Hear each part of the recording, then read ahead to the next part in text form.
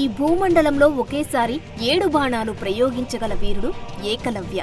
కర్ణుడు ఒకేసారి 3 బాణాలు, అర్జునుడు ఒకేసారి 5 బాణాలు ప్రయోగించగలరు. అలాంటి కర్ణ, అర్జునులను మించిన గొప్ప యోధుడు ఏకలవ్యుడు. గురువు విద్య నేర్పకపోయినా తనకు తానుగా విద్య నేర్చుకున్న గొప్ప విలుకాడు ఏకలవ్యుడు. చరిత్రలో ఏ శిష్యుడు ఇవ్వని గురుదక్షిణ ఇచ్చిన గొప్ప శిష్యుడిగా నిలిచినవాడు ఏకలవ్యుడు. ద్రోణాచార్యుడు కోరాడని తన బొటన వ్రేలిని సైతం కోసి ఇచ్చిన గొప్ప విద్యార్థి ఏకలవ్యుడు. అంతెందుకు, మహాభారతంలో గొప్ప యోధులుగా పేరొందిన కర్ణుడు అర్జునుడికి సైతం ఎక్కడా గుడి కట్టలేదు. కాని ఏకలవ్యుడికి మాత్రం గుడి కట్టారంటేనే మనం అర్థం చేసుకోవచ్చు ఏకలవ్యుడు ఎంత గొప్పవాడోనని. చివరకు కర్ణాటక, మధ్యప్రదేశ్, హర్యానా, రాజస్థాన్ వంటి రాష్ట్ర ప్రభుత్వాలు క్రీడలలో అత్యుత్తమ ప్రతిభ కనబరిచిన విద్యార్థులకు ఏకలవ్య అవార్డు ఇస్తున్నారంటే ఏకలవ్యుడి విలువిద్యా ప్రదర్శన ఎలా ఉంటుందో మనం అర్థం చేసుకోవాలి. తల్లిదండ్రులు లక్షలు ఫీజులు కట్టి స్కూళ్లకు, కాలేజీలకు పంపుతున్నా మా టీచర్లు చెప్పేది మాకు అర్థం కావడం లేదంటున్న నేటితరం విద్యార్థులు అసలు గురువే లేకుండా తన స్వీయ శక్తితో విలువిద్య నేర్చుకున్న ఏకలవ్యుడిని ఇప్పటి తరం విద్యార్థులందరూ ఆదర్శంగా తీసుకోవాలి. అంతటి గొప్పవాడైన ఏకలవ్యుని చరిత్ర గురించి ఇప్పుడు తెలుసుకుందాం. ఏకలవ్యుడు యాదవ కుటుంబంలో జన్మించాడు. ఇతని తండ్రి దేవశ్రవుడు. శ్రీకృష్ణుని తండ్రి వసుదేవునికి దేవశ్రవుడు 3వ తమ్ముడు. కాబట్టి ఏకలవ్యుడు శ్రీకృష్ణునికి సోదరుడు అవుతాడు. చిన్నప్పుడు ఏకలవ్యుడికి దేవశ్రవుడు పెట్టిన పేరు శత్రుఘ్నుడు. అయితే శత్రుఘ్నుడు పుట్టిన సమయంలో తోడేళ్లు ఆ రాత్రంతా ఏడవడం వినిపించింది. అలాగే రక్త వర్షం కురుస్తుంది. దాంతో ఆ రాజ్యంలోని కులగురువులు ఇది చెడు శకునమని మొత్తం కుటుంబాన్ని సర్వనాశనం చేయడానికి ఈ పిల్లవాడు కారణమవుతాడు, కాబట్టి మీరు ఈ శిశువును విడిచిపెట్టండి అని సలహా ఇస్తారు. దాంతో శత్రుఘ్నుడిని అతని తండ్రి దేవశ్రవుడు అడవిలో విడిచిపెడతాడు. అక్కడ నిషాద వంశానికి అధిపతి అయిన హిరణ్యధ్వనుడు ఈ బిడ్డను చూసి తనకు పిల్లలు లేకపోవడంతో ఆ దేవుడే కరుణించి ఈ పిల్లాడిని తనకు ప్రసాదించాడని భావించి ఆ పిల్లవాడిని ఇంటికి తీసుకెళ్తాడు. హిరణ్యధ్వనుడి భార్య శృతదేవ ఆ దంపతులు ఇద్దరు ఆ బాలుడికి ఏకలవ్య అని పేరు పెట్టి తమ కన్న బిడ్డలా పెంచసాగారు. హిరణ్యధ్వనుడు అడవిలో నివసించే గిరిజన గూడానికి అధిపతి, బోయ కులానికి చెందినవాడు. వీరు అడవులలో ఏ సాధు జంతువు కనబడినా బాణంతో కొట్టి చంపి దాన్ని కాల్చుకు తినేవారు. దాంతో ఏకలవ్యుడు కూడా చిన్నప్పటి నుండి తండ్రితో పాటు వేటకు వెళ్లేవాడు.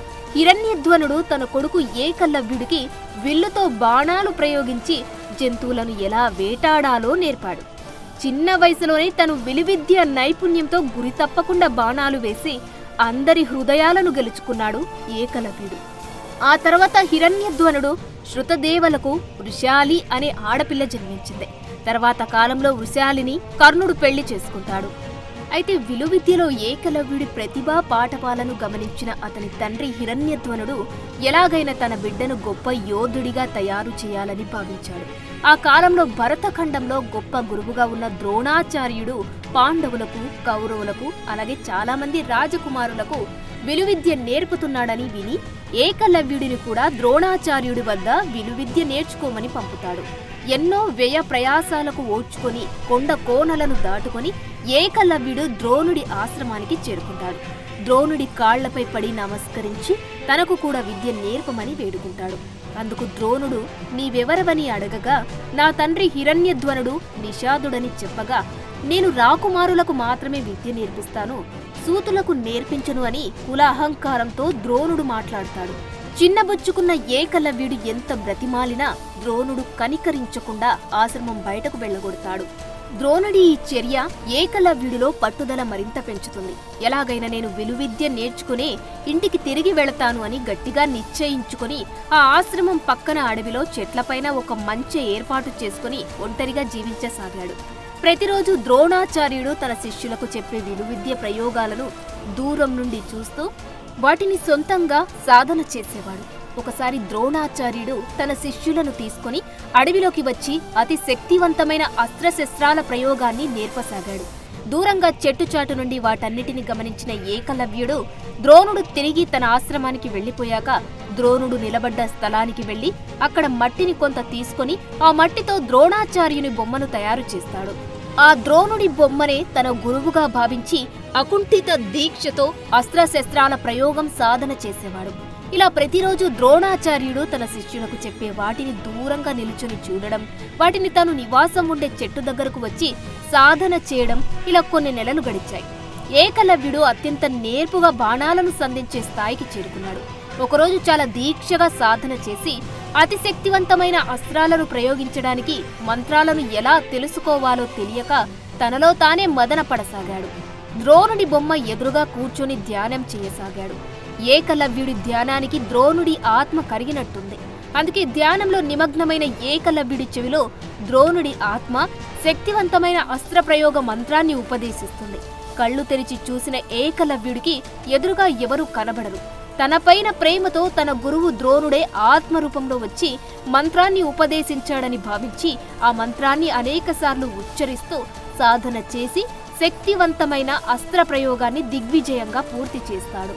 ఇలా ప్రతినిత్యం ద్రోణుడి బొమ్మ ఎదురుగా కూర్చొని ధ్యానం చేసేవాడు.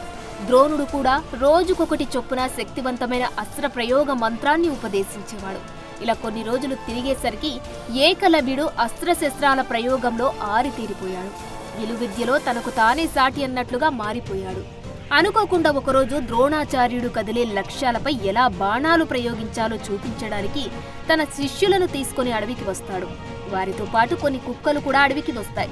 వాటిలో ఒక కుక్క ఏకలవ్యుడు నివాసం ఉండే చెట్టు దగ్గరకు వచ్చి ఏకాగ్రతతో సాధన చేస్తున్న ఏకలవ్యుడిని చూసి అరవసాగింది. కుక్క అరుపులకు తన ఏకాగ్రత భంగమైన ఏకలవ్యుడు కుక్కను చూసి అది అరవకుండా ఉండేలా కుక్క నోటిపై ఒకేసారి 7 బాణాలు దానికి నొప్పి పుట్టకుండా ఉండేలా ప్రయోగిస్తాడు. ఆ బాణాలు కూడా 2 ఎగువ దవడకు, 2 క్రింది దవడకు, మిగిలిన 3 బాణాలు నేరుగా నోటిలోకి ప్రయోగిస్తాడు. అప్పుడు ఆ కుక్క నోరు మూయలేక అరవడం ఆపేస్తుంది. ఏకలవ్యుడికి భయపడిన ఆ కుక్క పరిగెత్తుకుంటూ కౌరవ పాండవుల సాధన చేస్తున్న ప్రదేశానికి వస్తుంది. ఆ కుక్క నోటిలో ఉన్న బాణాలను చూసి ఆశ్చర్యపోయిన అర్జునుడు ఆ కుక్కకు నొప్పి పుట్టకుండా దానిని చంపకుండా చాలా అద్భుతంగా బాణాలు వేసింది ఎవరా అని ఆలోచిస్తాడు.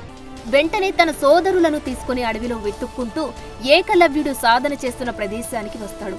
అక్కడ ఏకలవ్యుడిని చూసి నీవేనా ఈ కుక్కకి బాణాలు వేసింది అని అడగగా అవును అని సమాధానమిస్తాడు ఏకలవ్యుడు. కుక్క చావకుండా అతి నేర్పుగా బాణాలు వేశావు, నీ పేరేంటి, నీకు విద్య నేర్పింది ఎవరు అని అర్జునుడు అడగ్గా నా పేరు ఏకలవ్యుడు, నా గురువు ద్రోణాచార్యుడు, ఆయనే నాకు ఈ విలువిద్య నేర్పాడు అని చెబుతాడు ఏకలవ్యుడు. ద్రోణాచార్యుడి పేరు వినగానే అర్జునుడి ముఖం మాడిపోతుంది. అక్కడ నుండి హుటాహుటిన ద్రోణాచార్యుని వద్దకు చేరుకొని గురువర్య, మీరు నన్ను మోసం చేశారు. ఈ భూమండలంలో నన్ను మించిన విలుకాడు లేకుండా నాకు అన్ని అస్త్రశస్త్రాలు నేర్పిస్తానని మాట ఇచ్చారు. కానీ నాకు పోటీగా మీరు వేరే శిష్యుడిని తయారు చేశారు. నాకు ఇచ్చిన మాట తప్పుతారా అని ద్రోణుడిని నిందిస్తాడు అర్జునుడు. అర్జునుడు వేసిన నిందారోపణకు బాధపడిన ద్రోణుడు అసలు ఏం జరిగింది అని అడగగా అర్జునుడు కుక్క గురించి, దానికి నేర్పుగా బాణాలు వేసిన ఏకలవ్యుడి గురించి చెబుతాడు. అప్పుడు అక్కడ ఉన్న కుక్కని, దాని నోటిలో ఉన్న బాణాలను చూసి ఆశ్చర్యపోయిన ద్రోణుడు ఎంతో గొప్ప విలుకాడైతేనే ఈ విధంగా బాణాలు సంధించగలడు, ఈ ఏకలవ్యుడు ఎవరు, ఇతని అస్త్ర ప్రయోగం నిజంగా అద్భుతం, అనన్య సామాన్యం, నేను ఆశ్రమం బయట వేరే ఏ శిష్యుడికి విద్య నేర్పలేదే అని ఆలోచించి అర్జున, నేను ఒకసారి అతన్ని చూడాలి అని అంటాడు. అప్పుడు అర్జునుడు ద్రోణుడిని వెంట పెట్టుకుని ఏకలవ్యుడి దగ్గరకు తీసుకువస్తాడు. వీళ్ళిద్దరూ వెళ్లేసరికి ఏకలవ్యుడు చాలా ఏకాగ్రతతో విలువిద్య సాధన చేస్తుంటాడు. ఏకలవ్యుడి సాధన చూసిన ద్రోణుడు ఎంతో ముచ్చట పడతాడు.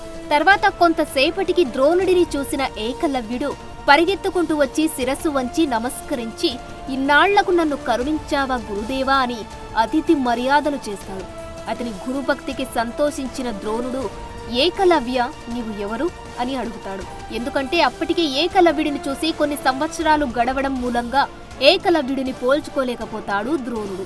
అప్పుడు ఏకలవ్యుడు, గురుదేవా, నేను నిషాద వంశానికి అధిపతి అయిన హిరణ్యధ్వనుడు కుమారుడను, మీ వద్ద విద్య నేర్చుకోవాలని ఒకసారి వచ్చాను. కాని మీరు నాకు విద్య నేర్పనన్నారు. ఎలాగైనా నేను గొప్ప విలుకాడిని కావాలని ఇంటికి కూడా వెళ్లకుండా ఇక్కడే ఈ అడవిలోనే ఉంటూ ప్రతిరోజు మీరు శిష్యులకు బోధించేటప్పుడు దూరం నుండి చూస్తూ సాధన చేసేవాడిని. అంతేకాదు నేను మీ కాలి మట్టితో మీ బొమ్మను తయారు చేశాను అని ఆ బొమ్మను ద్రోణుడికి చూపిస్తాడు. అచ్చు తనలాగే ఉన్న ఆ బొమ్మను చూసిన ద్రోణుడు ఏకలవ్యుడి కళా నైపుణ్యానికి అచ్చరువు పొందుతాడు. అప్పుడు ఏకలవ్యుడు, గురుదేవా, నేను ప్రతినిత్యం మీ బొమ్మ ముందు కూర్చొని ధ్యానం చేసేవాడిని. అప్పుడు మీరు అదృశ్య రూపంలో వచ్చి నా చెవిలో అస్త్రశస్త్ర ప్రయోగ మంత్రాలను చెప్పేవారు. ఆ మంత్రోపాసన సాధన చేసిన నేను ఎన్నో దివ్యాస్త్రాలను సాధించాను అని చెబుతాడు. దాంతో చాలా ఆశ్చర్యానికి గురైతాడు ద్రోణుడు. నిజంగా ఏకలవ్యుడి గురుభక్తి చాలా గొప్పది. నాకు తెలియకుండానే నా ఆత్మ తన శిష్యుడి కోసం పరిగెత్తుకు వెళ్లి అతనికి విలువిద్యను బోధించింది. నిజంగా గురు శిష్యుల సంబంధం చాలా గొప్పది. దానికి కులమతాలు ఉండవు. ఈ ఏకలవ్యుడు శిష్యులలో ప్రథమ స్థానంలో ఉంటాడు అని మనసులో అనుకుంటాడు. తర్వాత తన పక్కనున్న అర్జునుడిని చూస్తాడు. అర్జునుడు కూడా తదేకంగా తననే నిందిస్తున్నట్లు చూడడంతో ఏమి చేయాలో పాలుపోక ఆలోచిస్తుంటాడు. ఈ భూమండలంలో అర్జునుడిని మించిన విలుకాడు లేకుండా అన్ని అస్త్రశస్త్రాలు నేర్పిస్తానని మాట ఇచ్చాను. ఇప్పుడేమో ఏకలవ్యుడు సొంతంగా సాధన చేసి అర్జునుడిని మించిన గొప్ప విలుకాడయ్యాడు. ఏకలవ్యుడు ఇలాగే ఉంటే అతని ముందు అర్జునుడు ఎందుకు పనికిరాడు. ఎలాగైనా ఏకలవ్యుడిని తగ్గించాలి అని మనసులో అనుకుని ఏకలవ్యుడితో ఇలా అంటాడు. ఏకలవ్య, నన్ను నీ గురువుగా భావించావు. నా ప్రతిమ తయారు చేసి పూజించావు. నేను అదృశ్య రూపంలో చెప్పిన మంత్రాలను సాధన చేసి అనేక దివ్యాస్త్రాలను సాధించావు. సంతోషం. కాని గురు శిష్యుల రుణం తీరాలంటే శిష్యుడు గురువుకు ఏదైనా గురుదక్షిణ ఇవ్వాలి అని అంటాడు. అప్పుడు ఏకలవ్యుడు, గురుదేవా, మీరు గురుదక్షిణగా ఏమి కావాలో చెప్పండి. నాకు సాధ్యం కానిది ఏమీ లేదు. మీరు నేర్పిన దివ్యాస్త్రాలతో ఈ విశ్వంలో దేనినైనా గెలిచి మీకు కానుకగా సమర్పిస్తాను అని చెప్పగా, ఏదైనా ఇస్తావా? మాట తప్పవుగా అని ద్రోణుడు అనగా, నా గురువు మీద ఆనా, ఏదైనా కోరుకోండి. చివరకు నా ప్రాణమైన గురువు కోసం సంతోషంగా అర్పిస్తాను అని ఏకలవ్యుడు చెబుతాడు. తన కోసం ప్రాణాలు ఇవ్వడానికి సిద్ధపడ్డ ఏకలవ్యుడి గురుభక్తిని చూసిన ద్రోణుడి హృదయం సంతోషంతో ఉప్పొంగుతుంది. నిజంగా ఏకలవ్యుడు చాలా గొప్పవాడు. తన సొంతంగా విద్య నేర్పకపోయినా నా కోసం తన ప్రాణం ఇస్తానంటున్నాడు. ఇలా ఎంతమంది శిష్యులు తమ గురువుల కోసం ప్రాణాలు ఇస్తానంటారు అని మనసులో అనుకొని బయటకు మాత్రం, నాయనా ఏకలవ్య, నాకు నీ ప్రాణం అక్కర్లేదు. నీ కుడి చేతి బొటన వేలిని కోసి ఇవ్వు చాలు అని అంటాడు. ద్రోణుడి కోరిక విన్న అర్జునుడు అలాగే స్తబ్దుగా ఉండిపోతాడు. కుడి చేతి బొటన వ్రేలిని కోసి ఇవ్వడం అంటే ఇక ఈ జన్మలో ఏకలవ్యుడు బాణాలు ప్రయోగించలేడు. నాకు ఇచ్చిన మాట నిలబెట్టుకోవడం కోసం ద్రోణుడు ఏకలవ్యుడిని చాలా పెద్ద కోరిక కోరాడు. దీని అంతటికి కారణం తనే అని బాధపడసాగాడు. ద్రోణుడి కోరికను అర్థం చేసుకున్న ఏకలవ్యుడు బాధపడలేదు. తను ఇక ఈ జన్మలో బాణాలు వెయ్యలేకపోయినా కనీసం గురువు అడిగిన గురుదక్షిణను కాదనకుండా ఇచ్చిన శిష్యుడిగా చరిత్రలో నిలిచిపోతే చాలు అని అనుకుని ఒక బాణం తీసుకొని దాని చివర కొనతో తన కుడి చేతి బొటన వేలిని కోసుకొని దానిని సంతోషంగా తన గురువైన ద్రోణుడి పాదాలకు సమర్పిస్తాడు. ఏకలవ్యుడి త్యాగానికి తన కళ్ళ నుండి కన్నీరు కారుతుండగా బాధతో, ఏకలవ్య, నీవు తప్పక ఒక గొప్ప శిష్యుడిగా చరిత్రలో చిరస్థాయిగా నిలిచిపోతావు అని అతన్ని ఆశీర్వదించి అర్జునుడిని తీసుకుని అక్కడి నుండి తన ఆశ్రమానికి వెళ్లిపోతాడు ద్రోణుడు. ఇక తనకు కూడా ఆ అడవితో అనుబంధం తీరిపోయిందని భావించిన ఏకలవ్యుడు తన చేతి గాయానికి ఆకుపసరతో కట్టుకొని కొన్ని రోజుల పాటు ప్రయాణించి తన గూడానికి తిరిగి వెళ్లిపోతాడు. అక్కడ చాలా సంవత్సరాల తర్వాత ఏకలవ్యుడిని చూసిన అతని తల్లిదండ్రులు హిరణ్యధ్వనుడు, శృతదేవలు జరిగిందంతా తమ బిడ్డ ద్వారా తెలుసుకుని బాధపడతారు. తమ బిడ్డ గొప్ప విలుకాడు కాకపోయినా కనీసం ప్రాణాలతో ఉన్నాడు చాల్లి అని అనుకుని తృప్తి పడతారు. ఆ తర్వాత కాలంలో జరాసంధుడు శ్రీకృష్ణుడి మీద పగతో మధురను ముట్టడించాలని ప్రణాళిక చేస్తాడు. అతనికి నైపుణ్యం కలిగిన ఒక విలుకాడి అవసరం ఏర్పడుతుంది. హిరణ్యధ్వనుడికి జరాసంధుడికి పూర్వీకుల నుండి పాత పరిచయం ఉండడంతో ఏకలవ్యుడి గురించి తెలుసుకున్న జరాసంధుడు అతని తన సైన్యాధ్యక్షుడిగా నియమిస్తాడు. ఏకలవ్యుడు కూడా కుడి చేతి బొటన వేలు లేకపోయినా బాణాలను మునుపటిలా వేగంగా వాడిగా కాకపోయినా బాగానే ప్రయోగించేవాడు. జరాసంధుడి సైన్యంలో చాలా మందికి విలువిద్యలో శిక్షణ ఇచ్చిన ఏకలవ్యుడు వారందరినీ గొప్ప యోధులుగా తీర్చిదిద్దాడు. తర్వాత ఒకసారి రుక్మిణిని శ్రీకృష్ణుడు తీసుకొని పారిపోయినప్పుడు జరాసంధుడు, శిశుపాలుడు శ్రీకృష్ణుడితో యుద్ధం చేస్తారు. ఆ యుద్ధంలో ఏకలవ్యుడు కూడా సైన్యాధ్యక్షుడిగా పాల్గొని అనేక మంది యాదవ వీరులను చంపుతాడు. ఆ తర్వాత భీముడి చేతిలో జరాసంధుడు దారుణంగా మరణిస్తాడు. జరాసంధుడి మరణానికి కారణమైన శ్రీకృష్ణుడిపై అలాగే ద్వారకాలో ఉన్న ప్రతి యాదవుడిపై ప్రతీకారం తీర్చుకోవాలని జరాసంధుడి మిత్రులైన పౌండ్రకుడు, కుంతీభోజుడితో సహా యుద్ధానికి వెళతాడు ఏకలవ్యుడు.